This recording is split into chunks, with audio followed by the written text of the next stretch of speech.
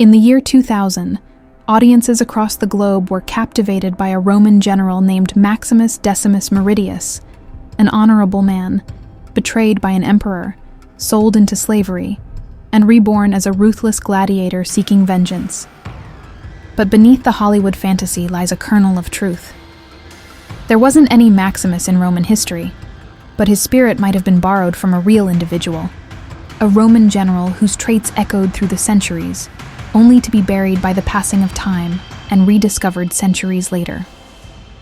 His name was Marcus Nonius Macrinus, a decent, duty-bound, and strong man who served under the philosopher Emperor Marcus Aurelius in the twilight years of Rome's golden age. The 2nd century was a stormy era for the Roman Empire. Despite being at the peak of its power, there were clouds gathering along its vast frontiers. Barbarian tribes teemed along the borders in the north, hostile, stubborn, and growing bolder by the year. The Marcomannic Wars, which stretched over the reign of Marcus Aurelius, continued for over a decade. This was a far from remote frontier war.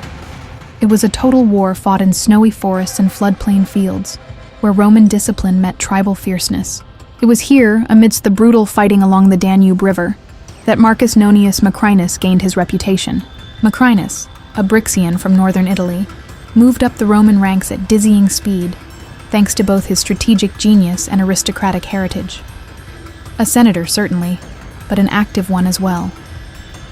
While most sought refuge in politics, he was on the front lines with the troops. He commanded legions from the front, not the back, and commanded respect, as well as loyalty. When the ice-bound rivers froze and the barbarians flooded south, Macrinus clung, his presence itself a token of imperial resolve. While war was waging, so was Macrinus's own star. His victories on the battlefield were not just heroic, they were lucrative. And Rome noticed. He was appointed consul suffectus, a great distinction reserved for men of proven ability.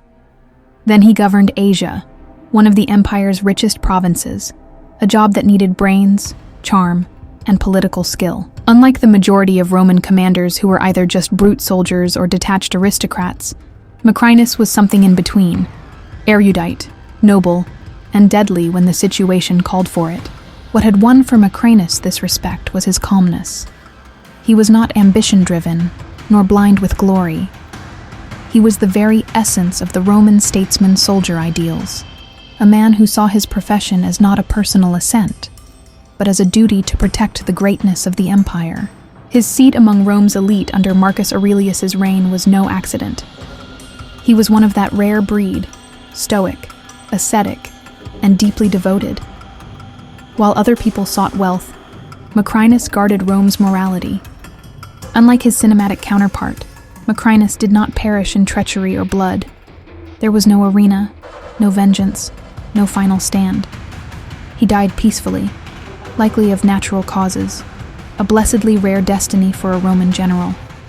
And yet, his story did not quite end there. Along the Via Flaminia, the grand north road from Rome, his body was buried in a magnificent marble mausoleum.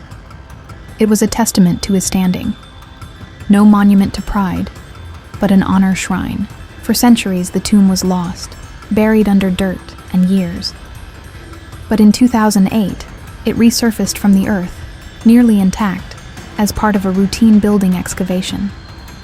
Archaeologists unearthed statues, inscriptions, and remains that confirmed the contents of the tomb. Marcus Nonius Macrinus. It was a shock to historians, especially given the eerie similarities with Maximus. Here was a true general, a true son of Rome, nearly forgotten by time, until he emerged again, not in revenge, but in remembrance.